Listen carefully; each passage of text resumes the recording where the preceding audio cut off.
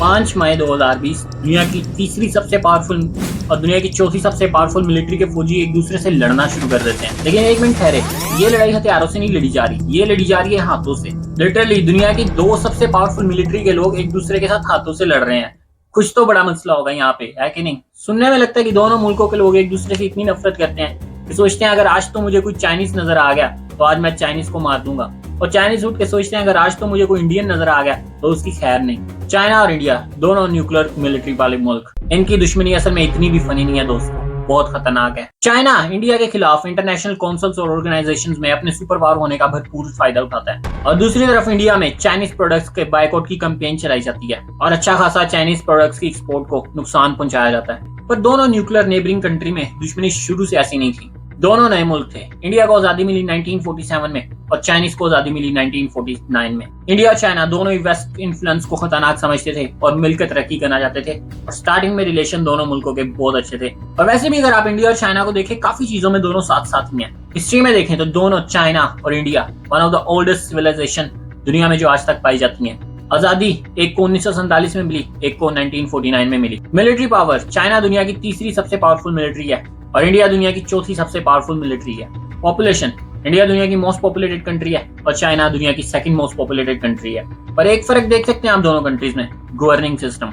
India में democracy पाई जाती है, जबकि दूसरी तरफ चाइना में वन नेशन वन पार्टी वाला अथॉरिटेरियन स्टेट वाला रूल है। आज तो दुश्मनियां दोनों में, पर पहले इंडिया सबसे पहला मुल्क था जिसने चाइना को रिकॉग्नाइज किया, चाइनीज की पीपल लिबरेशन पार्टी की हुकूमत को एक्सेप्ट किया out of the communist world. फिर सिर्फ कुछ ही साल बाद 1962 में दोनों मुल्कों ने पहली जंग लड़ी, और तब से आज तक दोनों मुल्कों के हालात सही नहीं हो सके। हर गुजरते साल के साथ हालात और बदतर से बदतर होते जा रहे हैं, और अगर अब ये दोनों मुल्क जंग पे गए तो हालात पहले जैसे नहीं होंगे, क्योंकि उस टाइम दोनों मुल्कों में से कोई भी न्यूक्लियर पावर नहीं था और अब दोनों ही न्यूक्लियर पावर है। अगर ये दोनों मुल्क जंग पे जाते हैं तो ना सिर्फ एशिया कॉन्टिनेंट का बल्कि पूरी दुनिया में उद्यम मच सकता है। तो ये जानते हैं इंडिया और चाइना की कभी ना खत्म होने वाली इस दुश्मनी की आखिर वजह क्या है, ये दोस्ती दुश्मनी में बदली कैसे? I would even say that India and China relationship in the recent years is from bad to even war. अब जब से चीन ने ये खबर सुनी है उसके होश उड़े हुए।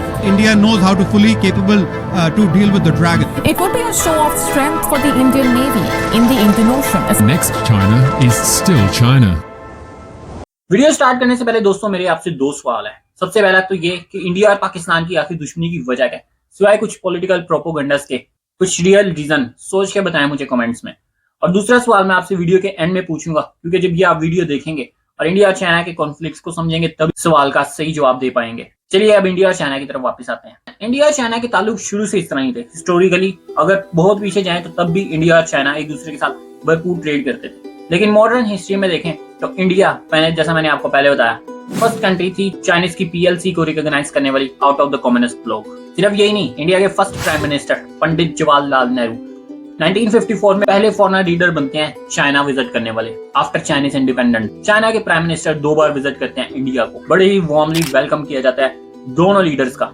और पंडित नेहरू सिर्फ 1954 में नहीं चाइना का विजिट करते, बल्कि 1939 में भी वो एज इंडियन रिप्रेजेंटेटिव चाइना का विजिट करते हैं और उन्हें तब भी बड़ा वार्मली वेलकम किया जाता है। पर मसला बिगड़ने लगता है दोस्तों एक सड़क और एक 24 साल के लड़के की वजह से। पर ये मसला जानने से पहले आप इंडिया और चाइना के बॉर्डर को समझ लें, तभी आप ये सारा मसला समझ पाएंगे। इंडिया और चाइना 4000 किलोमीटर का लंबा लैंड बॉर्डर शेयर करते हैं, जो 3 हिस्सों में बटा हुआ है। उनमें से एक ही ऐसा हिस्सा है जो इंटरनेशनल बॉर्डर कंसीडर किया जाता है दोनों इंडिया और चाइना की तरफ से। बाकी एक ऐसा हिस्सा जिसको चाइना कंट्रोल करता है और उसको इंडिया क्लेम करता है, और एक ऐसा हिस्सा जिसको इंडिया कंट्रोल करता है क्लेम चाइना करता है।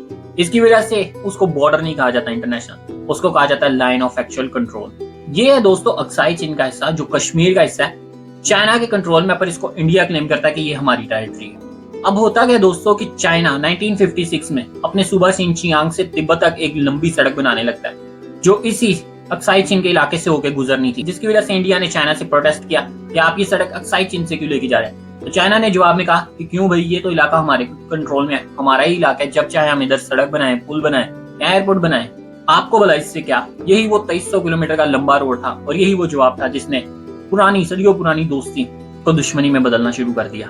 इसी सड़क की तामीर के खिलाफ दोस्तों तिब्बत में चाइनीज सरकार चाइनीज इन्वेजन के खिलाफ भरपूर हंगामे और बगावत हो रही थी। तिब्बतियन अपनी आजादी वापस मांग रहे थे क्योंकि चाइना ने 7 अक्टूबर 1950 में पूरे तिब्बत पर कब्जा कर लिया था। चाइनीज सरकार ने ये बगावत कुचलने का इरादा बनाया और अपनी भारी फोर्सेस भेजी तिब्बत में। और उन्होंने ये बगावत कुचल भी डाली। और इसी दौरान तिब्बतियन को ये डर था कि चाइनीज फोर्सेस हमारे लीडर जिनका नाम दलाई लामा, वही 24 साल का लड़का जिसका मैंने स्टार्ट में बताया था, उनको पकड़ के उनपे जुल्मों सितम ना करेंगे ही। तो तिब्बतियन ने अपनी जान पे खेल के बड़ी मुश्किल सफर के बाद उन्हें भगा दिया इंडिया, क्योंकि ये सिर्फ लीडर नहीं तिब्बतियन के बल्कि रूहानी लीडर भी थे। इस वजह से उनकी जान बचाना जरूरी था। उन्होंने जाके इंडिया से पॉलिटिकल असाइलम की डिमांड की और इंडिया ने उन्हें रेफ्यूजी दे भी दिया। और इसी रेफ्यूजी के बाद इंडिया और चाइना की दोस्ती में जो थोड़ी सी शर्मो या रह भी गई थी वो भी खत्म हो गई, बल्कि एक छोटी सी झड़प स्टार्ट हुई इसी साल अक्साई चीन के बॉर्डर के पास। चलिए अब दूसरी तरफ चलते हैं ईस्ट में। ये दोस्तों इंडिया के स्टेट अरुणाचल प्रदेश, और इसका काफी ज्यादा लंबा हिस्सा चाइना के साथ बॉर्डर करता है। और इस बॉर्डर लाइन को कहते हैं मैकमहन लाइन, जिस लाइन को चाइना नहीं रिकॉग्नाइज करता। इनफैक्ट चाइना तो पूरे अरुणाचल प्रदेश को ही अपना हिस्सा मानता है, बोलते हैं पूरे का पूरा अरुणाचल प्रदेश ही हमारी टेरिटरी। चाइना पूरे का पूरे अरुणाचल प्रदेश को क्यों अपनी टेरिटरी मानता है? क्योंकि अरुणाचल प्रदेश में एक टाउन है, एक डिस्ट्रिक्ट है तवांग नाम से। तवांग पहले तिब्बत की कॉलोनी होता था, और जब से 1950 में चाइना ने पूरे तिब्बत पे कब्जा किया तभी से चाइना क्लेम करता है कि ये तवांग की स्टेट भी उन्हीं की है। और चाइना ये मैकमहन लाइन को सिर्फ इसी वजह से नहीं मानता, तवांग की वजह से। इससे पहले भी कुछ हिस्ट्री में कॉन्फ्लिक्ट्स है। जैसे 1912 में चिन डायनेस्टी के जब खात्मा हुआ उस टाइम भी ये लाइन चाइनीज की मर्जी के खिलाफ ब्रिटिशर्स ने बनाई थी। इस वजह से चाइना इस लाइन को भी रिकॉग्नाइज करने से डिनाई करता है। और अब दोस्तों थोड़ा सरहदी इलाकों से थोड़ा नीचे की तरफ आते हैं, अब पॉलिटिक्स की तरफ। चाइना इंडिया के खिलाफ इंटरनेशनल काउंसिल्स और ऑर्गेनाइजेशंस में अपने सुपर पावर होने का भरपूर फायदा उठाता है। जैसा कि बड़े अरसे से चाइना ने एनएसजी में इंडिया की एंट्री बंद की है। एनएसजी क्या है दोस्तों? Nuclear supplier group. ये कुछ मुल्कों का, कुछ कंट्रीज का ऐसा ग्रुप है जो क्लेम करते हैं कि हम न्यूक्लियर टेस्टिंग बंद कर चुके हैं, हम न्यूक्लियर हथियार पे काम नहीं कर रहे। और जब भी हम न्यूक्लियर टेक्नोलॉजी को इस्तेमाल कर रहे हैं वो सिर्फ एजुकेशन के लिए और दुनिया की बेहतरी के लिए इस्तेमाल करें। तो एनएसजी न्यूक्लियर सप्लायर ग्रुप जो है न्यूक्लियर मटेरियल की, जो न्यूक्लियर वेपन्स में, न्यूक्लियर टेक्नोलॉजी में इस्तेमाल होता है, उसकी प्राइस, सेल्स और एक्सपोर्ट पे नजर रखते हैं। और दुनिया में न्यूक्लियर वेपन्स के फैलाव को रोकने में काफी हद तक एनएसजी का नाम है। ये वो सारे मुल्क हैं जो एनएसजी का हिस्सा है। इसमें दोनों ही न्यूक्लियर स्टेट, पाकिस्तान और इंडिया, दोनों ही इसका हिस्सा नहीं है। इंडिया का रोड ब्लॉक करने के रखा है चाइना ने। और चाइना सिर्फ एनएसजी में नहीं बल्कि यूएनएससी में भी इंडिया की परमानेंट सीट होल्ड करने की सबसे बड़ी रुकावट चाइना ही है। यूएनएससी है दोस्तों, यूनाइटेड नेशन सिक्योरिटी काउंसिल। इस इदारे का काम है दोस्तों पूरी दुनिया में पीस और सिक्योरिटी को मेंटेन रखना। टोटल 15 मेंबर है UNSC, United nation of security councils के, और 5 मेंबर परमानेंट मेंबर है। ये वही मेंबर है जो उस टाइम भी मौजूद थे जिस टाइम 1945 में यूएनएससी एस्टेब्लिशमेंट की जा रही थी। और उन 5 मुल्कों के अलावा किसी भी मुल्क को परमानेंट मेंबर बनना है यूएनएससी का, तो उस मुल्क को इन्हीं 5 मुल्कों की रजामंदी होना लाजमी है। और अगर इनमें से कोई एक भी मना करता है तो वो मुल्क यूएनएससी का परमानेंट मेंबर नहीं बन सकता। इसको कहते हैं veto power. USA, UK, France, Russia, China, ये 5 परमानेंट मेंबर है। और चाइना इस वीटो पावर को भरपूर तरीके से इस्तेमाल कर रहा है इंडिया के खिलाफ। जबकि दूसरी तरफ यूएसए, यूके, फ्रांस और रशिया चारों के चारों इस बोर्ड में कि इंडिया की परमानेंट सीट होनी चाहिए यूएनएससी में। और सिर्फ चाइना की रजामंदी की ना होने की वजह से इंडिया को परमानेंट सीट नहीं मिलती यूएनएससी में।